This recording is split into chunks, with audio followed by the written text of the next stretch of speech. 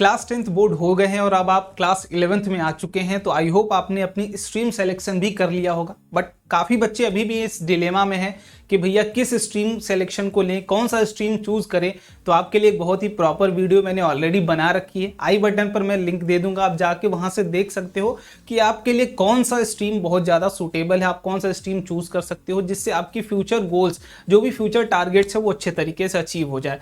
लेकिन एक बात और आती है, जब आप क्लास 11th में आते हो तो आपको एक फैक्टर और अलग से चूज करना पड़ता है। हर बच्चे को अलग अलग चूज करना पड़ता है अपने अकॉर्डिंग, जो कि उसके लिए बेटर हो, उसके फ्यूचर के लिए बेटर हो, फ्यूचर ओरिएंटेड चीजें हो, ठीक है, वो आपको चूज करनी पड़ती है। दैट इज आपका ऑप्शनल सब्जेक्ट। लाइक एक सब्जेक्ट आपको ऐसा चूज करना पड़ेगा जो कि आपको अपने अकॉर्डिंग पढ़ना है, अलग से पढ़ना है। हर बच्चे का वो अलग अलग सब्जेक्ट हो सकता है। तो जितने भी ऑप्शंस आपके होंगे यहाँ पे मैं आप सभी लोगों को दिखाने की कोशिश करूंगा। So hello everyone, welcome back to rankers class 9, 10th and NTSC channel. This is Kunal. तो यार, जब आप क्लास 11th में जाओगे आपको कुछ फिक्स सब्जेक्ट्स दे दिए जाएंगे, मेन सब्जेक्ट्स दे दिए जाएंगे, उसके बाद एक ऑप्शनल सब्जेक्ट भी आपको अपने अकॉर्डिंग चूज करने की अनुमति दे दी जाएगी, जिसमें आपको अपने फ्यूचर ओरिएंटेड जितने भी बेस्ट सब्जेक्ट्स हैं वो सारे आपको चूज करने होते हैं, ताकि आप जब फ्यूचर में जाओ तो वो आपके स्किल सब्जेक्ट्स हो सकते हैं या फिर कुछ अच्छे सब्जेक्ट्स हो सकते हैं। जो भी आपका फ्यूचर गोल है उसके ओरिएंटेड आपको अभी से वो सब टॉपिक्स पढ़ना शुरू कर देना होता है, ठीक है। तो एक एक करके हम लोग शुरुआत करते हुए चलेंगे। तो सबसे पहले मैं आपको स्ट्रीम दिखाने की कोशिश करूंगा। मेनली मैं आपको स्ट्रीम यहाँ दिखा रहा हूँ साइंस की, बाकी कॉमर्स की बात, आर्ट्स की बात, वो सारी चीजें मैंने आपको पहले ही बता रखी है। आई बटन पर लिंक है, जाके वहां से वो सारी चीजें देख सकते हो, ठीक है। तो अगर मैं साइंस स्ट्रीम की बात करूं तो बेसिकली मैं दो कैटेगराइज में स्ट्रीम को डिवाइड कर रहा हूं, मेडिकल सेक्शन और नॉन मेडिकल सेक्शन। जब आप इसमें जाओगे तो कुछ मेन सब्जेक्ट्स आपको प्रोवाइड कर दिया जाता है। लाइक फिजिक्स आपको प्रोवाइड कर दिया जाएगा, फिजिक्स आपको पढ़ना ही पढ़ना है, इसमें आप कोई भी एक तरीके से इनकार नहीं कर सकते हो, आपको ये पढ़ना ही पढ़ना है। दूसरा, केमिस्ट्री आपको पढ़ना ही है, बायोलॉजी आपको पढ़ना ही है मेडिकल सेक्शन में, इंग्लिश आपको पढ़ना ही है।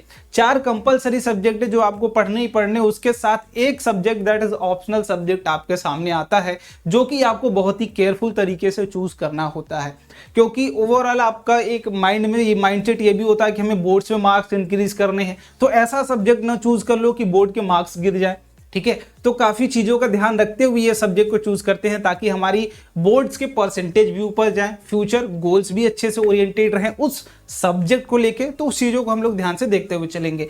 उसके बाद नॉन मेडिकल सेक्शन में आप जाओगे, लाइक PCM सेक्शन में जाओगे, तो इसमें जब फिजिक्स को आपको पढ़ना ही पढ़ना है, केमिस्ट्री पढ़ना है, बस बायोलॉजी की जगह हम मैथमेटिक्स रिप्लेस हो जाएगी आपकी और इंग्लिश रिप्लेस हो जाएगी इंग्लिश की जगह, ठीक है। और last subject that is optional subject, जहां पर अभी भी आपके लिए ऑप्शंस अवेलेबल है आपको चूज करने का। मे बी आपके अगर आप चूज करते हो PCM भी, देन आपके लिए वो ऑप्शन क्लोज हो जाता है जो ऑप्शनल सब्जेक्ट खुल रहा था पहले। यहां पर आप 4 सब्जेक्ट दैट इज इंग्लिश यहां पर पढ़ोगे ही पढ़ोगे आप, ठीक है, इंग्लिश आप पढ़ोगे ही पढ़ोगे। तो ऑप्शनल की जगह या फिर आप मैथमेटिक्स इंक्लूड हो जाता है या फिर बायोलॉजी इंक्लूड हो जाता है। तो बहुत प्लेसेस ऐसे होंगे जहां पर आपके पास ये ऑप्शन अवेलेबल नहीं होगा कि PCM भी आप चूज कर सको, या फिर बहुत सारे ऑप्शनल सब्जेक्ट मैं भी दिखाऊंगा आपको जो कि हर जगह अवेलेबल नहीं होते हैं। तो जो आपके स्कूल में अवेलेबल हो उसमें से आप चॉइसेस सेलेक्ट करना और उसके अकॉर्डिंग उनको चूज करना। तो अगली स्लाइड पर मैं ले चलता हूं आप सभी लोगों को। कुछ ऑप्शनल सब्जेक्ट आपके सामने दिख रहे होंगे। सबसे पहला computer science, second economics, psychology, biotechnology, physical education, fine arts, Hindi and home science. तो इतने आपके हैं, और भी हो सकते हैं जितने भी हैं, बट ये कुछ मेजर हैं जो आपको हर जगह most probable most of the जगह मिल जाते हैं, जो जिनमें से मैं एक एक करके स्टार्ट करता हूँ समझाना आपको। सबसे पहले अगर मैं कंप्यूटर साइंस की बात करूँ तो अगर देखो आप मेडिकल नॉन मेडिकल फील्ड में हो, साइंस आपने चूज कर रखी है, ठीक है। अगर साइंस आपने चूज कर रखी है तभी की मैं बात कर रहा हूँ। आपको कॉमर्स में हो तो मोस्ट प्रोबेबल आप ना लो, क्योंकि जो चीजें आपको क्लास 11th में पढ़ाई जाएंगी वो कॉमर्स फील्ड से एकदम हटके होंगी। कंप्यूटर साइंस से आपको प्रोग्रामिंग सिखाई जाएगी, तो अगर आप कॉमर्स में और सेलेक्ट कर लेते हो कंप्यूटर साइंस तो फिर कोई मतलब नहीं है, किसी भी चीज उस चीज का कोई भी आपको बेनिफिट नहीं मिलने वाला है फ्यूचर ओरिएंटेड, ठीक है। बट अगर आप साइंस फील्ड में हो, computer science included, computer science field में हो और स्पेशली आप PCM ग्रुप में हो, देन आपके लिए ये काफी बेनिफिशियल हो सकता है। क्यों? देखो ध्यान से, जब आप मान लो हो सकता है कि इंजीनियरिंग को टारगेट कर रहे हो फ्यूचर में, ठीक है, क्योंकि इसमें जो भी चीजें आपको पढ़ाई जाएंगी कोडिंग पढ़ाई जाएगी, जो कि आपकी इंजीनियरिंग बेस्ड चीजें होती है। जब आप इंजीनियर बनने जाते हो, इंजीनियरिंग की पढ़ाई करने जाते हो सकता है आप IIT का एग्जाम दो, ठीक है, या फिर अलग अलग स्टेट वाइज जितने भी यूनिवर्सिटीज के एग्जाम है इंजीनियरिंग के लिए वो दो। जब वो दोगे आपको वहीं पे वहां पर भी सारी चीजें आपको कंप्यूटर साइंस से ही रिलेटेड पढ़ाई जाएंगी अगर आप वो ब्रांच चूज करते हो तो आप अगर पहले से ही कंप्यूटर साइंस पढ़ के बैठे हो तो आप कहीं ना कहीं जो बच्चे वहां पे जाके स्टार्ट करेंगे उनसे 4 कदम आप पहले से ही आगे हो जाते हो। अगर कंप्यूटर साइंस आपने 11th में ही ले रखी है तो एक प्रोग्रामिंग लैंग्वेज आपको 11th और 12th में ही पढ़ा दी जाती है, जो कि आपके लिए आगे जाके कॉलेज में जाके काफी ईजियर हो जाता है। तो जो बच्चे इस फील्ड में लाइक पीसीएम ग्रुप अगर में आप चूज किया आपने पीसीएम, देन आपके लिए कंप्यूटर साइंस एक अच्छा स्कोप हो सकता है अगर आप इंजीनियरिंग को स्पेशली टारगेट कर रहे हैं तो। अदरवाइज आप कंप्यूटर साइंस को लीव कर सकते हो। सेकंड, इकोनॉमिक्स देख लो भाई, यहाँ पे मैथमेटिक्स पूरा इन्वॉल्व होने वाला। अगर आप कॉमर्स के बच्चे हो देन आपके लिए फेवरेबल हो सकता है, क्योंकि आगे जाके जो भी आप बिजनेस स्टडीज जो भी पढ़ोगे, आगे जाके मैनेजमेंट सिस्टम करोगे, मैनेजमेंट की पढ़ाई करोगे, या फिर जो भी इकोनॉमिस्ट बनोगे आगे जाके, वो सारी चीजें आपको यहाँ पे इन्वॉल्व होती है। तो एक चीज अपने दिमाग में रखना कि आपको 5 सब्जेक्ट तो पढ़ने हैं टोटल, जिसमें से 4 आपके फिक्स है। अगर आप एक और एक्स्ट्रा बर्डन लेना चाह रहे हो कि इकोनॉमिक्स भी है, इसमें हम मैथ और अलग से पढ़ सकते हैं, देन आप इकोनॉमिक्स को भी चूज कर सकते हो। इसके बाद थर्ड की बात करूं, साइकोलॉजी आप सभी लोगों को पता है भाई कि आपकी ह्यूमन बिहेवियर को हम चेक करते हैं यहाँ पे, ठीक है। साइकोलॉजिस्ट आप जाते हो अपने चेकअप कराने अपना, ठीक है, आपका बिहेवियर चेक होता है।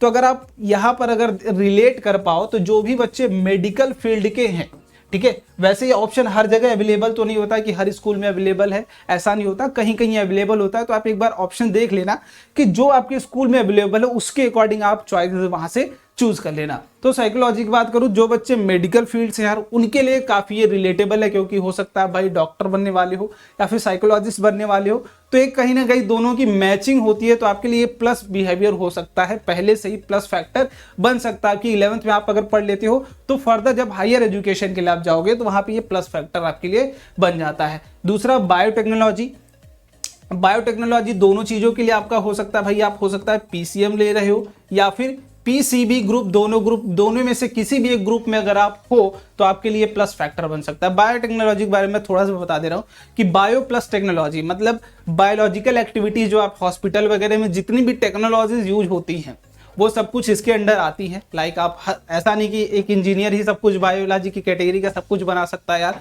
अगर कोई इंजीनियर कोई भी डिवाइस बना रहा है जो कि आपकी हॉस्पिटल्स वगैरह में मेडिकल फील्ड में यूज हो रही है, तो उससे पहले आपको बायोलॉजी से रिलेटेड भी चीजें पढ़नी पड़ती है, तो वो पूरी की पूरी उस कैटेगरी में आती है। अगर आप बायो ले रहे हो तो आपके लिए हो सकता है, अगर टेक्नोलॉजी आपको पसंद है बायो के साथ साथ, देन आप बायोटेक्नोलॉजी भी चूज कर सकते हो इन 11th। ओके, इसके बाद फिजिकल एजुकेशन, हो सकता है भाई आप स्पोर्ट्स में अच्छे हो, आपको स्पोर्ट्स खेलना पसंद हो, आप चाह रहे हो कि 11th और 12th हम मौज में भैया एक पीरियड जाएं, तबीयत से खेलें, है ना। मोस्ट ऑफ द स्कूल में यही कराया जाता है कि फिजिकल एजुकेशन जब आप चूज करते हो तो आपको मोस्टली फ्री कर दिया जाता है, जाओ ये गेम खेलो वो गेम खेलो, ठीक है, अलग अलग से गेम्स आपको खेलने के लिए छोड़ दिया जाता है, और एक दिन पहले पढ़ के ये सब्जेक्ट आप एग्जाम दे सकते हो। ये मेरा आपसे है ना कहना है कि अगर फिजिकल एजुकेशन ले रहे हो तो 1 या 2 दिन की पढ़ाई में तुम जितना बाकी सब में मेहनत करोगे, 2-3 महीने, 1 महीने, 2 महीने या फिर 15 दिन, जितने भी दिन, उसके 1 दिन में पढ़ने में आप फिजिकल एजुकेशन क्लियर कर सकते हो। उसमें कुछ बहुत ज़्यादा होते नहीं, ठीक है। आपको टूर्नामेंट्स वगैरह के बारे में चीज़ें सिखाई जाएंगी,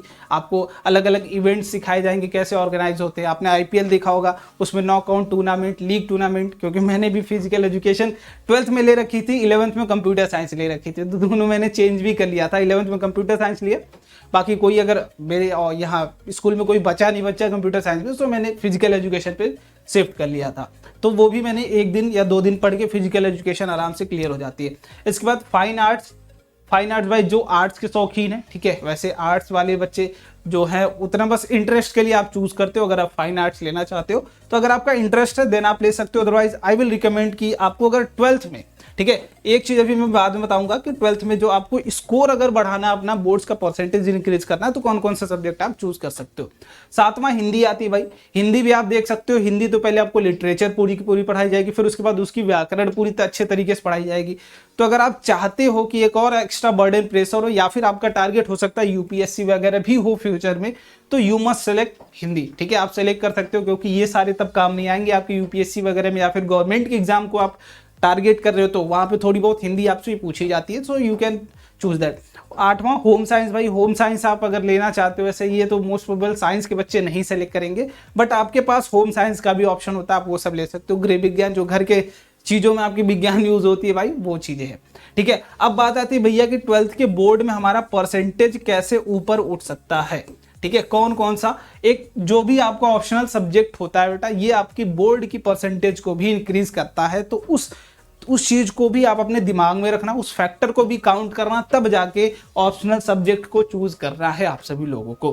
ठीक है, तो आप ध्यान से देख लेना, मैं अगर रिकमेंड करूंगा तुम्हें तो फाइन आर्ट्स तुम ले सकते हो या फिर फिजिकल एजुकेशन ले सकते हो। ये दो ऐसे हैं जो आपको एकदम रिलैक्स्ड रखते हैं, एक सब्जेक्ट का टेंशन आपसे दूर रहता है। बाकी आप कोई भी सब्जेक्ट लेते हो तो थोड़ा बहुत आपको उसमें पढ़ाई करनी पड़ेगी, थोड़ी बहुत मेहनत करनी पड़ेगी, विदाउट मेहनत आपके स्कोर नहीं निकल के आएगा। बट ये दो ऐसे हैं जो आपको थोड़ा बहुत भी अगर आप दिन में एक आध बार देख लो या फिर महीने में 2-3 बार देख लो तो आपकी चीज़ें ये निकलती चली जाएंगी, क्योंकि बहुत ही आसान चीज़ें होती है और डेली लाइफ से रिलेट और इंजॉयबल चीज़ें होती है, तो वो आसानी से आप समझ पाते हो।